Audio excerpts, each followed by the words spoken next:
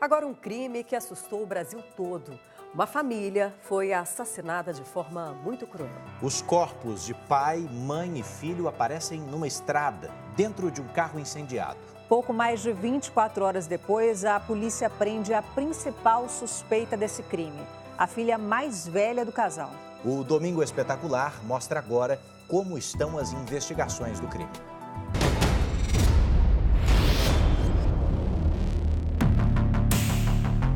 Um carro incendiado numa estrada rural do município de São Bernardo do Campo, na Grande São Paulo. No porta-malas, os corpos carbonizados de Romuyuki, Flaviana e Juan, pai, mãe e filho. Uma família comum de Santo André que virou vítima de um assassinato cercado de mistérios. O que motivou um crime tão bárbaro?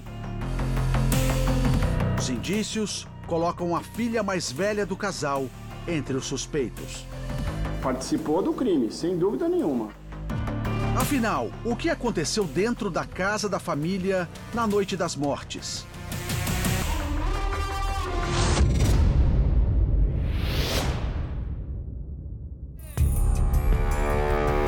Uma família aparentemente feliz, sempre unida em várias fotos e vídeos. O casal Flaviana e Romuyuki Gonçalves estava junto há 25 anos. Há 10, os dois se mudaram para este condomínio fechado em Santo André, no ABC Paulista. Romuyuki, o pai, tinha 43 anos. Era um empresário bem-sucedido. Por 20 anos, trabalhou numa grande multinacional. Chegou a gerenciar uma filial dela na Argentina, até decidir mudar de trabalho. Flaviana, a mãe, tinha 40 anos. Ela comandava 2 franquias de perfumes, que foram abertas depois que o marido deixou o emprego na multinacional. O filho mais jovem do casal era Juan Victor. Ele tinha 15 anos, ia fazer 16 em julho. Era estudante e estava sempre nas fotos em família. Aqui, aparece com a irmã e os pais no lançamento do livro que Romuyuki lançou em 2016. Nesta entrevista exclusiva dada pelo irmão de Flaviana, ele fala do garoto. Meu sobrinho, muito alegre por estar numa das melhores instituições de ensino para jovens e aprendiz. Dali ele poderia sair direto para uma grande multinacional. Essa que era a meta dele. Flávio também falou sobre o cunhado. Um homem de fibra que veio do Nordeste ainda criança. Nós fomos amigos de infância, adolescência. Trabalhou, a gente morando na zona leste de São Paulo, na cidade de Tiradentes. Trabalhou vendendo produtos de limpeza, desinfetante, porta em porta. Para conseguir pagar sua faculdade de economia. Gostou da minha irmã, casou.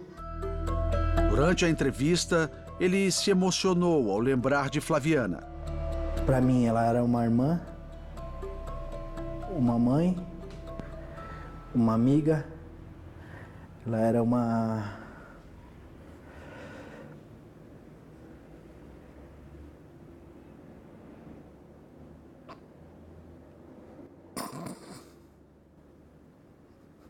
Ela era muito mais que um familiar. Foi a pessoa que cuidou de mim, que cuidou da minha família. Mas uma integrante desta família virou o centro das atenções esta semana. Ana Flávia é a filha mais velha do casal, tem 24 anos. Ela trabalhava com a mãe na administração das lojas de perfumes. Logo depois das mortes, ela se tornou peça-chave na investigação. Era a única sobrevivente de um crime brutal. Mas pouco tempo depois, se tornou a principal suspeita. Ana Flávia e a namorada Karina Ramos, de 26 anos, foram presas temporariamente, suspeitas de participação no assassinato. Elas entraram em contradição durante os depoimentos. As duas negam o crime. A filha sustenta que o pai devia dinheiro a agiotas.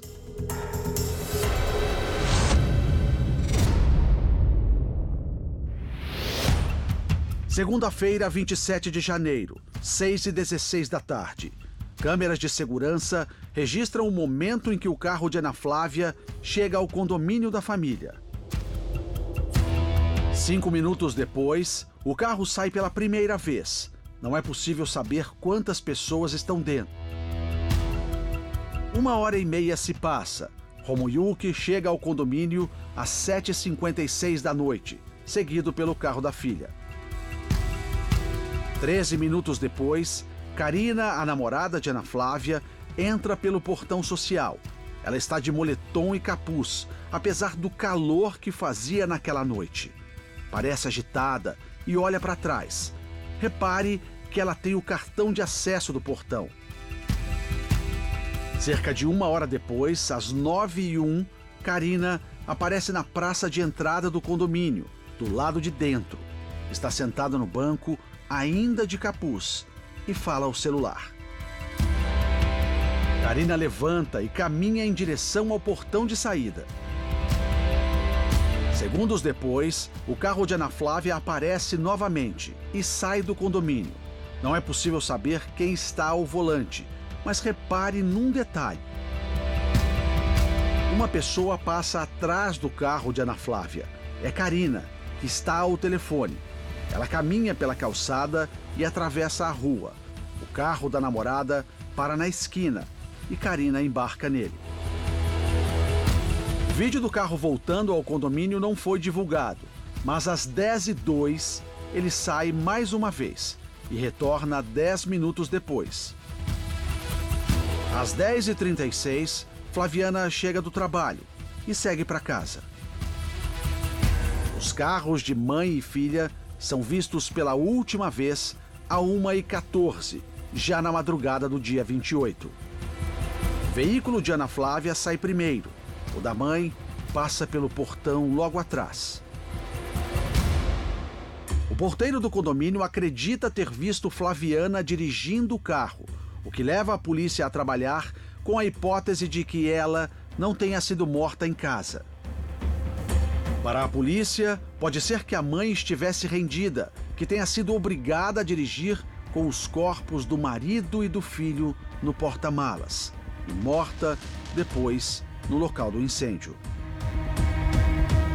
Com base na direção que o carro da Flaviana tomou, segundo as câmeras, nós refizemos o provável trajeto das vítimas e dos assassinos. Foram cerca de 13 quilômetros de distância, a maior parte dentro de uma área de reserva ambiental. A estrada é rodeada de vegetação e bastante erma, com pouquíssimo movimento de carros durante o dia. À noite, é praticamente deserta. Chegamos à estrada do Montanhão, um lugar muito utilizado, não só para desovas de veículos, como também de pessoas. O carro da mãe, Flaviana, ficou bem ali, ó. A gente ainda pode ver as marcas do carro queimado. Queimou toda essa área aqui, queimou esse outro lado e aqui, exatamente aqui, estava o veículo da Flaviana. Ainda tem restos metais do veículo ainda nesse lugar.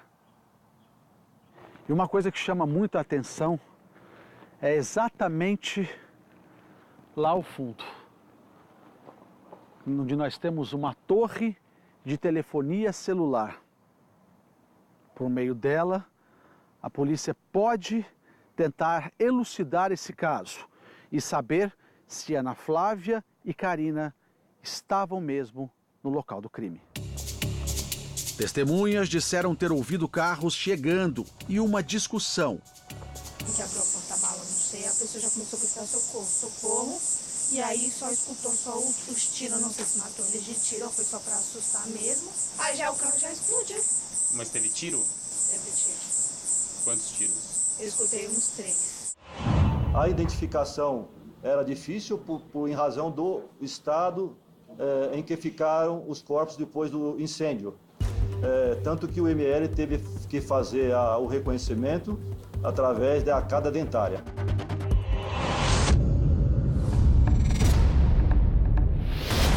Ainda de madrugada, pouco depois que o carro e os corpos foram encontrados, a polícia procurou Ana Flávia para dar a notícia e pediu que ela e a namorada fossem à delegacia para depor.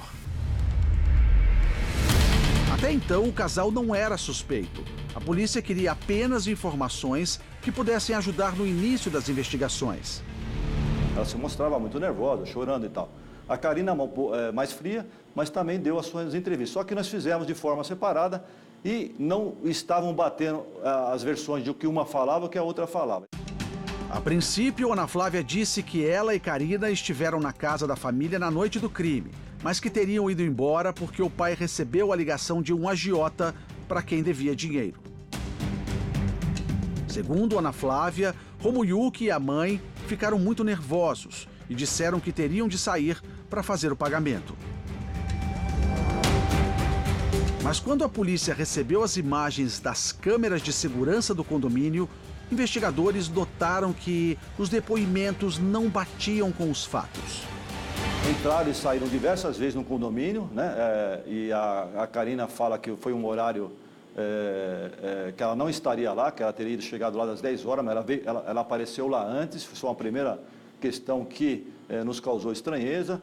E esse pagamento do agiota que existiria, que a família deveria, que teria uma dívida de 200 mil reais, etc., com esse agiota, eles sairiam à noite para pagar 8 mil reais para o agiota, meia-noite e pouquinho. E ainda leva o filho para pagar um agiota, que teria, em tese, ser um cara ameaçador, etc. Quem que leva o filho para uma situação de encrenca dessa? A situação de Ana Flávia e Karina se complicou de vez quando surgiu uma testemunha, um morador do condomínio. A pessoa, que está sob proteção da justiça, contou que viu Ana Flávia e Karina se movimentando de forma nervosa na casa dos vizinhos. Entravam e saíam várias vezes e não estavam sozinhas. Segundo essa testemunha, havia um homem com elas, de cerca de 1,90 m de altura, e ele teria ajudado a colocar algo pesado no porta-malas do carro de Flaviana, que foi manobrado e estacionado de ré na garagem. Hoje a gente deduz que, depois dos corpos encontrados lá, que poderiam ser os corpos que estavam sendo colocados no porta-mala. A polícia suspeita do envolvimento de outros 3, um deles já teria sido inclusive identificado. As câmeras de segurança flagraram uma movimentação estranha quando o carro de Ana Flávia deixou o condomínio uma das vezes naquela noite. Repare num detalhe: 4 pessoas aparecem junto com o carro e sentam no banco da praça. À 1h13 da manhã, é possível ver um homem alto entrando pelo portão social do condomínio, carregando 2 capacetes na mão. Na sequência, entra outra pessoa, de capuz, empurrando uma moto. Essas mesmas pessoas são vistas 1 minuto depois, na praça dentro do condomínio, quando os veículos da família se aproximam do portão para sair. Repare que, assim que o carro de Flaviana passa, um dos homens caminha até a moto com os capacetes. Após a localização dos corpos, a polícia foi com a mãe de Flaviana até a casa da família. Ela estava fechada, sem sinais de arrombamento. Mas quando eles entraram, descobriram tudo revirado. Como revelam essas imagens a que o Domingo Espetacular teve acesso. Elas foram feitas pelas próprias autoridades, que registraram o momento em vídeo e fotos para ajudar nas investigações.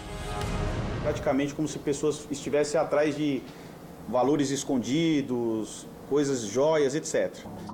O delegado que estava de plantão naquele dia conta que quem matou a família roubou eletrodomésticos, joias e dinheiro que estava num cofre no quarto do casal, cerca de 8 mil reais em moeda nacional e estrangeira. Também foi levada uma arma antiga. Um detalhe na cozinha chama a atenção. No fogão, é possível ver uma panela com óleo e 2 filés dentro. Mas na pia, ao lado, há uma grande quantidade de frango cru. Para o delegado, é indício de que a família foi pega de surpresa enquanto cozinhava. Ia ser fritado, seria fritado. No quarto de Juan, o filho caçula, havia marcas de sangue. Por isso, a polícia trabalha com a hipótese de que pelo menos pai e filho tenham sido mortos ali. Os corpos apresentavam ferimentos graves no lado direito da cabeça, aparentemente pauladas. 2 perícias já foram realizadas na casa da família. Uma delas na noite de sexta-feira. Com a ajuda do reagente químico luminol, a polícia encontrou vestígios de sangue humano nas escadas, roupas e na máquina de lavar. Esperamos que venha informações de impressões, de DNA, de sangue, etc. Tudo isso vai ser trazido para confrontar com as oitivas e fechar a participação de uma e de outra. Segundo o delegado, também foi encontrada uma mancha de sangue numa calça lavada de Ana Flávia, mas ela e Karina deram uma explicação para isso. Alegaram que é uma coisa natural, que toda mulher, pelo seu ciclo menstrual, teria esse sangue aí, apesar de ter sido uma roupa lavada, haveria sangue na genitália e na área dos joelhos, né? Foi onde foi questionado se no joelho era normal. Então elas alegam que é normal. É uma outra questão duvidosa que a gente coloca sobre a eventual participação de uma delas na cena do crime. Para o psiquiatra forense Guido Palomba, filhos que matam os próprios pais demonstram completa frieza. Não é possível, do ponto de vista psiquiátrico forense, a filha envolvida nisso ser completamente normal do ponto de vista mental. Por uma série de motivos. Primeiro, para você ultrapassar essa barreira de matar pai e mãe e irmão, você obrigatoriamente tem que ter uma insensibilidade afetiva extraordinária. Dona Vera é a mãe de Flaviana. Ela luta contra um câncer de mama e não se conforma com o que aconteceu. Quer justiça. Doa quem doer, seja o que for. Também não consegue acreditar na morte tão prematura do neto. Ele falou: vó, eu vou embora que eu tenho que estudar pro Senai. Eu vou ser um astronauta e eu quero tirar você de trabalhar. Eu vou trabalhar para você parar de trabalhar. A pedido da polícia, a justiça decretou a prisão temporária das suspeitas por 30 dias. Ana Flávia e Karina já foram interrogadas várias vezes. Numa delas, Ana Flávia fez acusações contra os pais. Chegou a dizer, inclusive, que Robuyuk teve um caso com uma mulher da família. Alguns parentes paternos chegaram a dizer que a relação da filha mais velha com os pais era conturbada por conta da sexualidade dela. Mas fotos obtidas pelo jornalismo da Record mostram que os pais foram, inclusive, no primeiro casamento de Ana Flávia com outra mulher. Nas fotos, os pais aparecem sorrindo. O casamento durou pouco mais de 1 ano. O problema, segundo conhecidos, era específico com Karina. Ana Flávia e ela se conheceram em um site de relacionamentos. As duas chegaram a morar na casa dos Gonçalves, mas desentendimentos fizeram com que voltassem para o bairro de Karina, uma comunidade a 10 minutos da casa dos pais de Ana Flávia. Eles desconfiavam das amizades da nora e não queriam Karina na casa da família. Elas moram numa região que é próxima da casa da família que foi morta, bem carente e que propicia essa proximidade com indivíduos que fornecem droga e etc. A polícia pediu a quebra do sigilo telefônico de Karina e de Ana Flávia, que teria trocado o chip do celular dias antes do crime. O Domingo Espetacular descobriu que por volta das 3 horas da madrugada, enquanto o carro com os corpos dentro ainda estava em chamas, Ana Flávia e Karina vieram até este posto de gasolina aqui para fazer um lanche naquela loja de conveniência lá. Os funcionários do posto disseram que ela sempre abastece o carro aqui. Esse posto fica bem próximo, não só do condomínio da família, como também da comunidade onde as duas suspeitas moram. Elas foram até a loja de conveniência, entraram, pediram salgados, refrigerantes e cigarros. Comeram e foram embora. Mas antes de sair, uma delas teria sido seca, a outra cumprimentou os funcionários e ainda desejou boa noite. O delegado tem convicção do envolvimento delas na morte da família. Só não sabe ainda o motivo. Recentemente, os pais brigaram com Ana Flávia porque ela pretendia transferir o carro que ganhou deles para o nome de Karina. O mesmo carro que aparece nas câmeras. Então ainda é cedo para dizer qual é a motivação final desse crime, né? O nosso trabalho vai promover o indiciamento de acordo com o resultado dos laudos periciais agora. O caso agora corre em segredo de justiça. Olha, um parente próximo às vítimas falou com exclusividade ao Domingo Espetacular. Ele explicou que Ana Flávia era considerada perigosa pela família e tem certeza de que o crime foi planejado. Nós estamos aqui para conversar com uma pessoa que é muito próxima à família que infelizmente acabou sendo assassinada com brutalidade nesta semana. O que aconteceu quando a polícia teve acesso ao celular da Flaviana? Eu estava no local quando fizeram uma vistoria no carro da Ana Flávia, né? E nessa vistoria vasculharam o carro e acharam o celular. Perguntaram para elas já estavam em salas separadas, e perguntaram para uma, de quem é esse celular?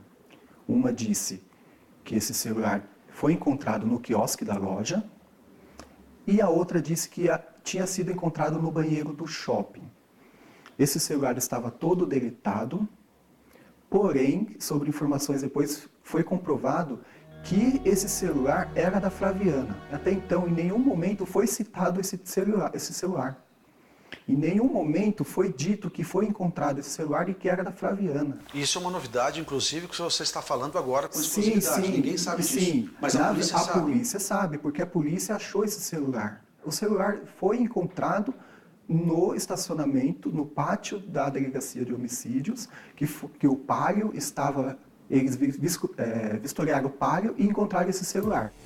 Ele conta que a família nunca discriminou a filha por causa da relação dela com outras mulheres e que isso nunca teria sido motivo das brigas entre eles. O Romo Wilke, ele já presenciou, teria várias outras namoradas. Ele até participou de um casamento que tinha sido casado um tempo atrás com uma outra menina. Ele foi padrinho. E a Karina, essa menina última agora, frequentava a casa dele no início. Mas devido a demonstrar agressividade, querer ter posse de poder sobre a filha, questão de ciúmes, essas coisas, então ele começou a querer abrir o olho dela. Olha, essa menina assim, assim, assim. Mas a Ana Flávia não deu muito ouvido. Ele diz que Ana Flávia era considerada uma pessoa perigosa pela família. Era uma pessoa que não passava nenhum tipo de confiança pra gente. Para matar o irmão, pôr fogo na família. Para o familiar, não há dúvidas. O crime foi planejado. Provavelmente elas se casaram já visando os bens. Então, provavelmente já vinham premeditando esse ocorrido. Impossível alguém, um ladrão, roubar uma TV, roubar um videogame, revirar a casa, pegar as joias, pegar dinheiro do cofre e trancar uma porta. Ter sangue no chão e se preocupar de limpar com cândida. Ter sangue na máquina de lavar e se preocupar de lavar uma roupa. Limpar o sangue da escada.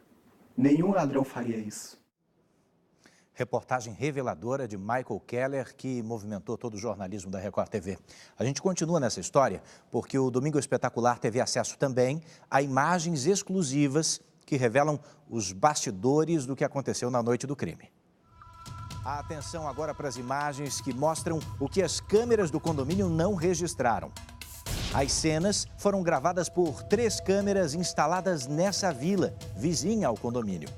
A câmera do condomínio registrou a saída do carro da Ana Flávia e, na sequência, a Karina sai. A partir de agora, você vai ver o que aconteceu depois que elas deixaram a casa dos pais de Ana Flávia. Repare, o carro da Ana Flávia dobrou a esquina dessa viela, que fica a cerca de 30 metros do condomínio. Essa outra câmera registra o carro passando. Instantes depois, Karina aparece. Ela segue, fica quase 1 minuto fora do quadro. E aparece de novo. Repare, Karina está falando ao celular, se mostra agitada. 1 minuto depois, Karina surge novamente na rua. Parece que deu uma volta na quadra.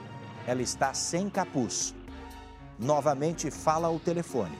Aparenta preocupação. Aqui, ela leva as mãos à cabeça, dá meia volta e segue para o final da rua. Karina continua falando ao telefone e olha para trás.